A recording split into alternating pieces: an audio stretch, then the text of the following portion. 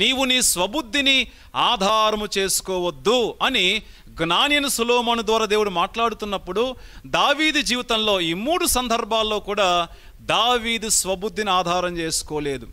సౌలు తన శత్రువైన సౌలు చేతికి అప్పగించబడినప్పుడు సౌలు విషయంలో తన స్వబుద్ధిని ఆధారం చేసుకొని అతనికి హాని చేయలేదు, అతనికి కీడు చేయలేదు, అతనికి మరి ఏ విధమైనటువంటి అపాయాన్ని కలిగించలేదు. రెండవది, సిక్లగు ప్రాంతానికి వచ్చినప్పుడు కూడా తాను సొంత బుద్ధిని ఆధారం చేసుకొని అమాలేకీయుల మీద యుద్ధానికి వెళ్ళలేదు. మూడవ సందర్భము, షిమి అనేవాడు చాలా దూషించి నరహంతకుడా, ఏమంటున్నాడు?